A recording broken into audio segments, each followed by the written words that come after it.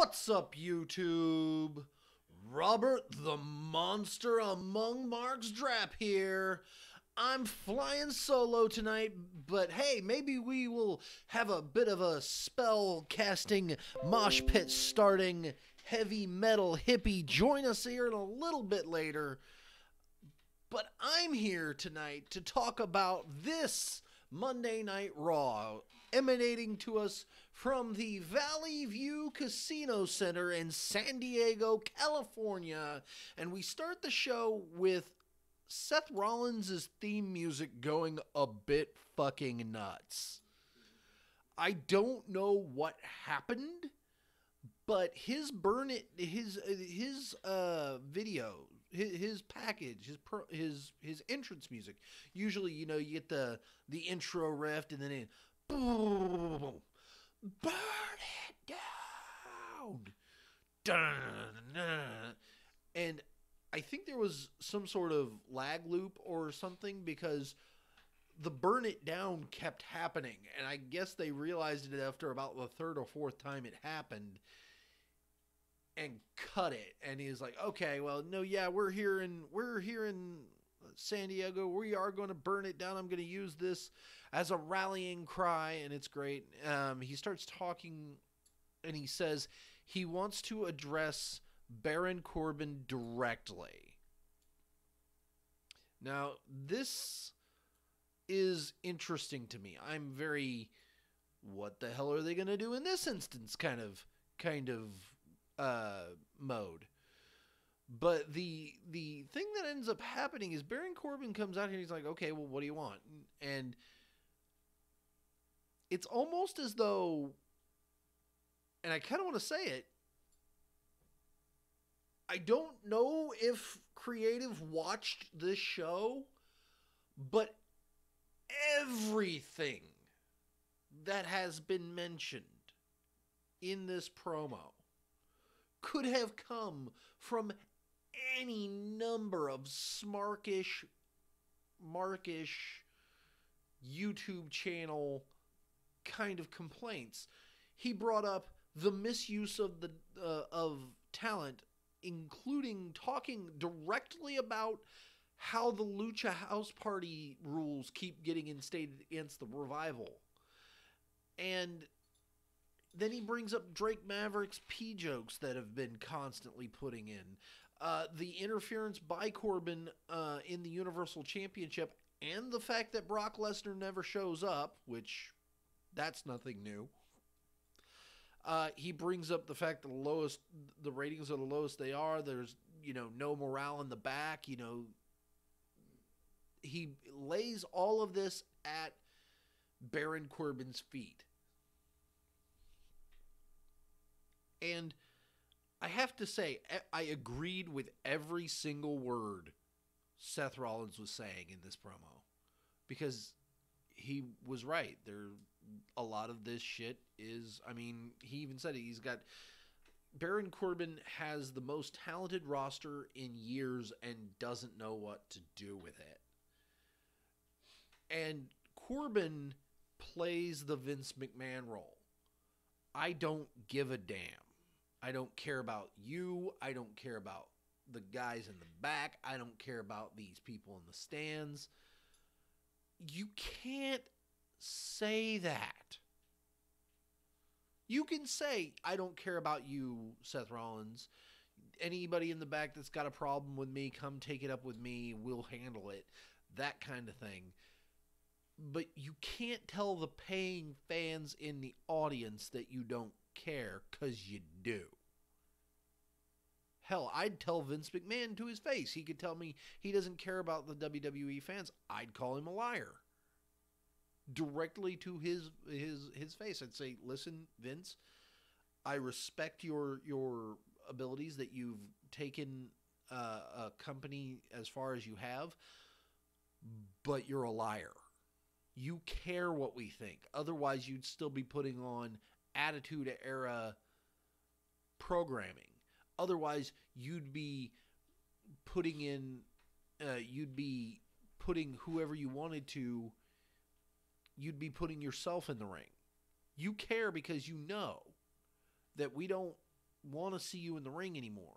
Not because you can't do it, but because you shouldn't do it. This gets Rollins boiling, and he challenges Baron Corbin to a TLC match. And Corbin's like, no, I don't have to face you. Go away. And he starts calling him coward and poking him repeatedly until this, infuriates Corbin to the point, all right, fine. You want a TLC match? I'll face you tonight for the Intercontinental Championship. So that's what we get there. We come back from the break with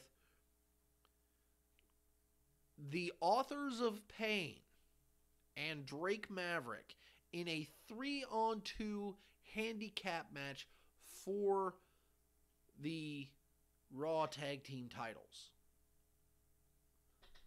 This is up until the points where Drake Maverick got involved, it was fine.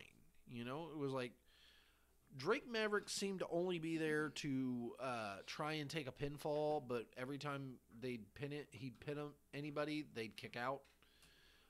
Or in the case of the ending, where Gable and Rude are hit with the Super Collider. Gable eats what I'm going to call the epilogue, because it's this neckbreaker sit out powerbomb combo. And Drake Maverick gets tagged in to try and pin Bobby Roode, but takes a second to mock the glorious pose. And I think he gets a 1 count, and then fucking Rude just flips him over for the 1, 2, 3. And your new Raw Tag Team champions, Chad Gable and Bobby Roode. Okay. This match did a couple things. One, it showcased the talent in the ring, because that's what every match does. 2, this showed that it will probably be very soon that the Authors of Pain are no longer going to be with Bobby Roode and the Authors of Pain are no longer going to be with Drake Maverick. Let's see what else. Literally, I just got word from the heavy metal hippie. She is doing fine. So give me just 2 seconds.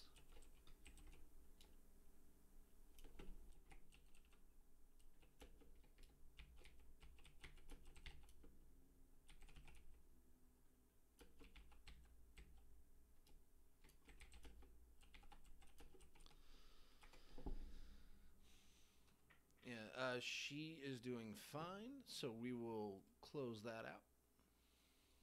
Oh, wow. Those are not supposed to be ones that we see.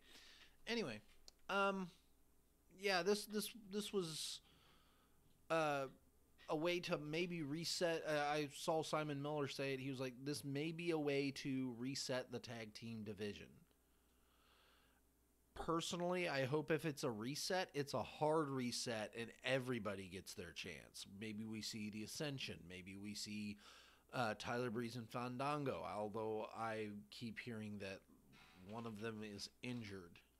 Maybe we see new tag teams form. Maybe we see better tag team wrestling. And that Chad Gable and Bobby Roode holding the belts for now lends it that air of credibility that the baby faces finally got one over on the heels. They finally won it. They've got the belts. Maybe they carry it for a month or 3 and then a pay-per-view or 2. And then at the right moment, They lose it, blame Gable, and then Bobby Roode gets his heel turn. So there we go. Next up, I was skimming through this very hard.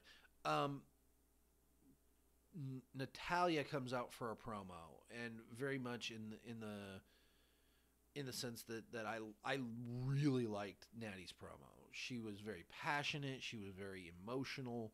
She started with talking about how she's, even though she's a heart, she's never been handed anything. She had to work her way into the WWE very, very hard, and even mentions, name drops the Montreal Screwjob and the fact that Bret Hart punched Vince in the face. So if anybody thinks that she's got it easy, they're dead wrong. And then we, like, towards the end, while Natty's really trying to rail on Ruby about how she's going to put her through a table, how she's going to beat her to just, kingdom come, the Riot Squad come out with a cloth-draped table. And Ruby starts talking about how much she doesn't care that Natty's crying. Oh, that's nothing new. And I'm just going to skip to the end because this promo was terrible. It got real bad at the end because she's like, since I won't be invited to the Hart family Christmas, I've got a gift for you, and it's the gift that keeps on giving. She pulls the cloth off. It's a table that has a picture of Jim the Anvil Neidhart on it in his wrestling gear, wearing the sunglasses.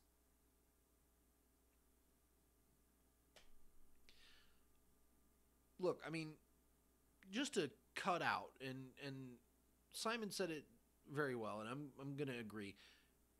Everybody grieves in their own ways. Everybody has different methods of processing what the world has done to them that has been not fun, that has been painful, and that has, more importantly, hit a deep nerve. Losing a loved one like this is definitely one of those times. So I can't say that this is how Natalia is grieving, because who knows what's really in her heart except for her. It may be a very select number of other people. That being said, if I were Triple H, if I were Vince, I absolutely positively would never have greenlit this segment. It would never have gotten to this. Breaking the sunglasses, okay, fine. Because you damn sure know it wasn't. Bringing it up and, really rubbing it in her face, fine, don't care, good, do that. That's what we expect, it's fine. This part where she says, I'm going to bring you and your daddy closer than ever by putting her through a table emblazoned with her late father's image. No. Stop it. What is wrong with you? You are outside your brain if you think this is okay. Moving on. We get a Dolph Ziggler selfie interview.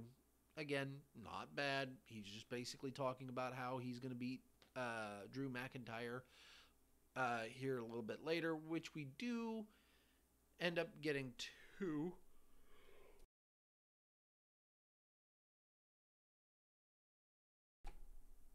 Excuse me. Sorry, I thought I had to sneeze there and turned into a yawn. This is Drew McIntyre comes out. He is interviewed in the ring before the match. He name drops. He says that nobody stays undefeated forever. Just look at Andre the Giant or The Undertaker. He's just going to come back fiercer than ever, and that he's going to crush Dolph Ziggler and move on to beating the hell out of Finn Balor at TLC. I picked up a couple spots in this match again. There was a really bad air raid crash by Drew McIntyre to Dolph Ziggler. Drew landed hard on his shoulder. I hope that he's okay. I haven't heard anything that says he's not, but I do hope that he's okay. But this whole match was basically Dolph fighting, that face in peril, trying to overcome the bad guy kind of match and Dolph hit a zigzag just straight, bang, hit it, and it was great, and I loved it. It was beautiful. Got a 2 count because this is how this match is going to end. He gets back over to the corner, starts tuning up the band, goes for the super kick, gets hit with a claymore. 1, 2, 3. Post-match, Drew's not done yet, so he keeps beating on Dolph, eventually hitting him with another claymore as he sat propped up against the LED boards. Go Drew McIntyre. This was a very good match. We have, next we have Bayley with Sasha Banks versus Alicia Fox with Jinder Mahal and the Sings. Because of the mixed match challenge, we get to see the Sings try and interfere. Apollo Crews comes out to even the odds as he will be stepping in for Finn Balor, who is apparently just a little tweaked. I hope he's okay. As Apollo then launches Sasha Banks, he just picks her up and throws her at Jinder Mahal and the Sings. This then clears out the path for Bayley to hit the Bayley to Belly on Alicia Fox and get the win. Quick note, the mixed match challenge, whatever team wins the mixed match challenge gets a prime spot in the Rumble, number 30. And they get a all expenses paid vacation to anywhere in the world. I was kind of hoping, and I don't know why, but I'm still kind of hoping that it's going to be Finn. Moving on. We get a Dean Ambrose interview. Basically, Dasha calls him, starts out by introducing him as the Lunatic Fringe, Dean Ambrose, and he just almost comes on unglued on her. Don't ever introduce me as the Lunatic Fringe ever again. Don't do it. And then they talk about the current rivalry between Seth and Dean. More hype for TLC. And then at some point, I believe Dean mentioned Roman, and they show basically a rivalry, what I'm going to call a rivalry recap. So basically it's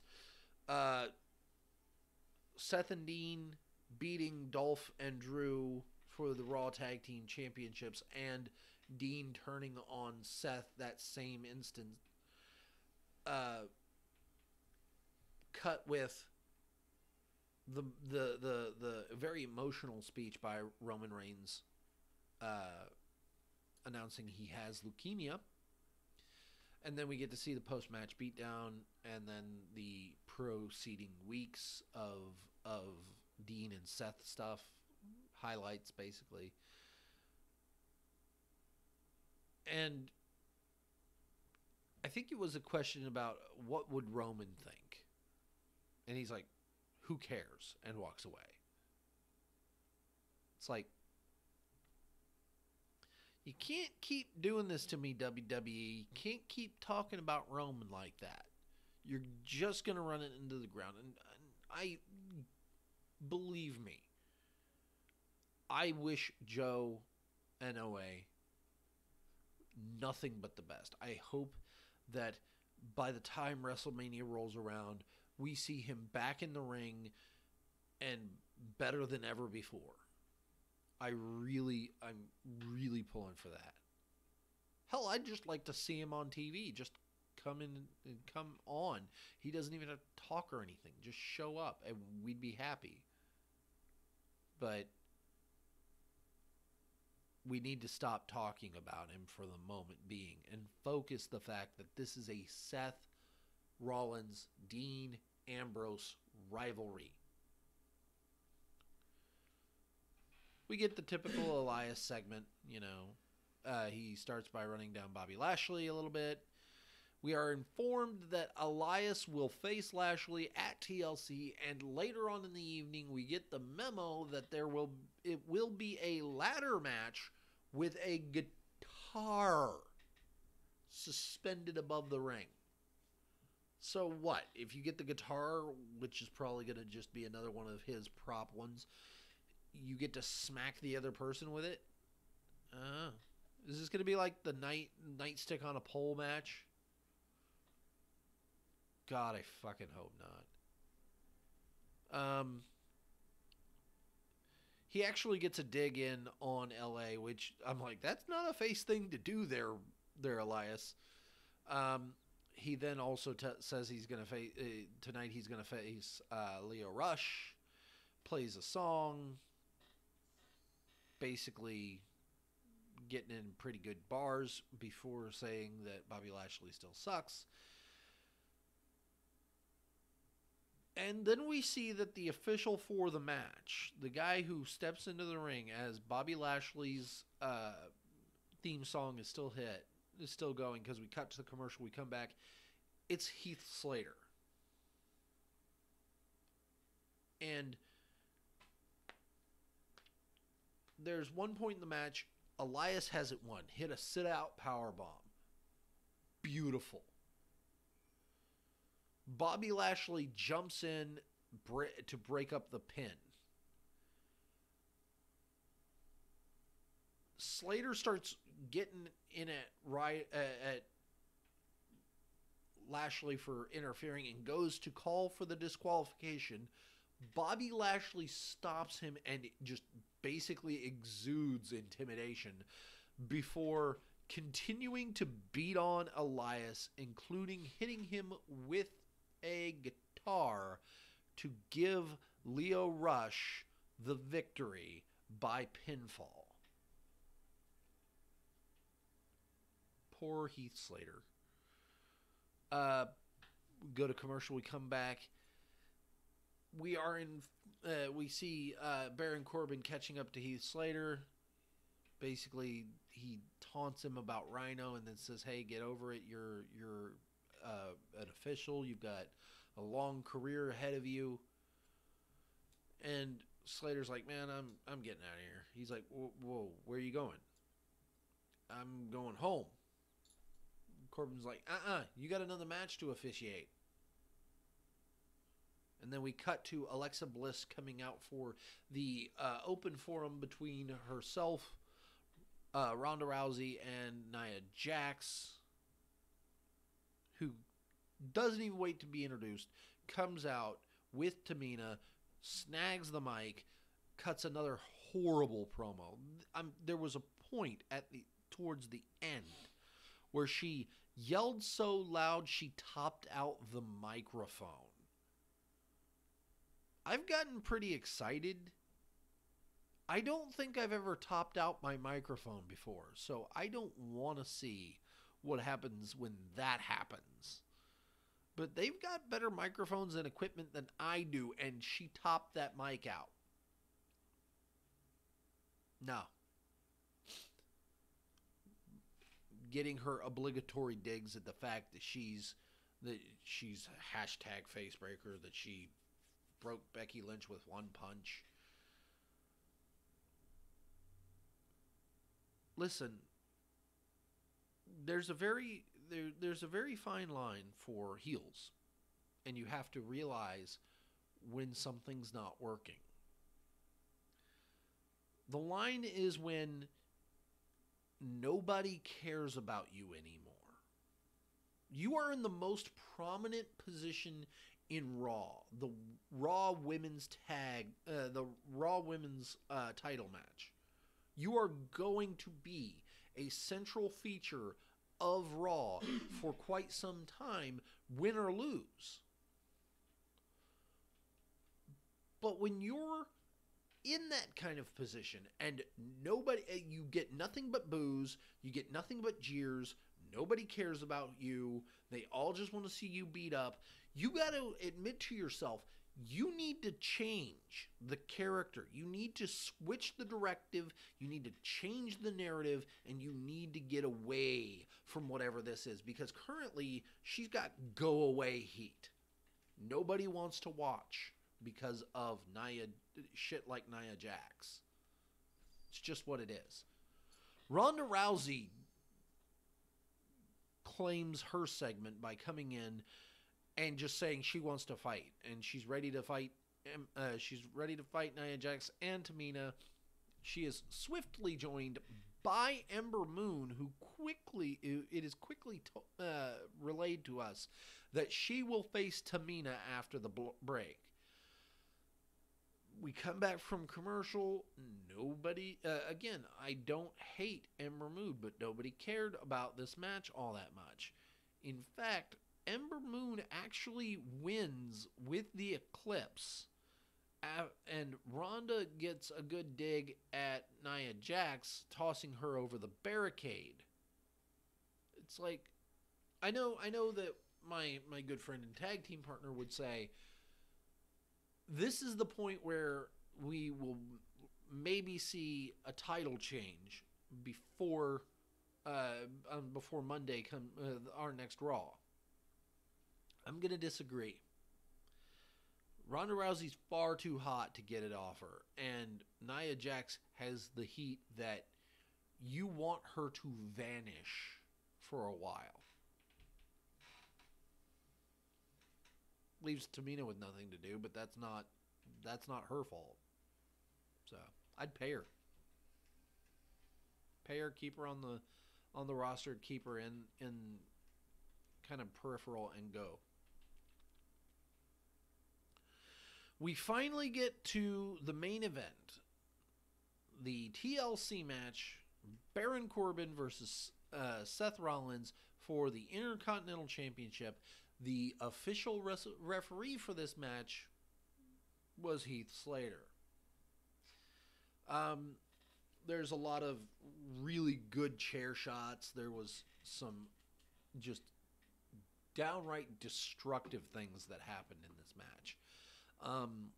There's one point where Corbin tells Slater to go get a ladder and bring it in, only to be stopped by Seth Rollins.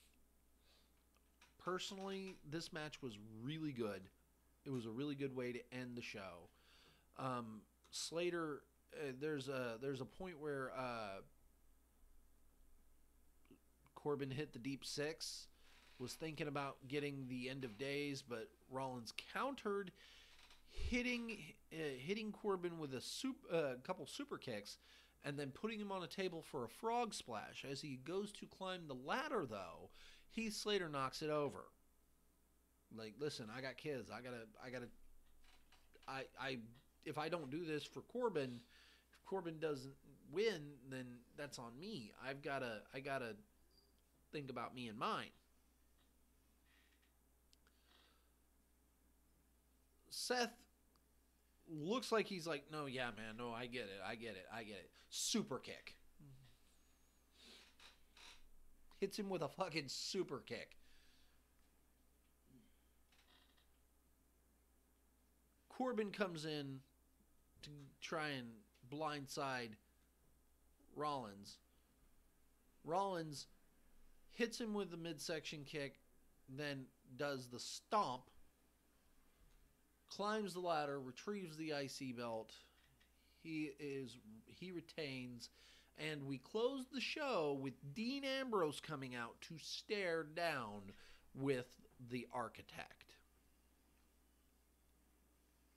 Loved that ending. The Raw overall wasn't great, but it was fine. It's okay. We can deal with it. But really, serious. You can't just say you have these problems. And Renee even said that the way she said it was like, Corbin's leadership is what is turning viewers off. No, it's not just Corbin's leadership. It's the creative booking. If you don't do things in a certain manner, we're not going to want to see it because we don't care anymore.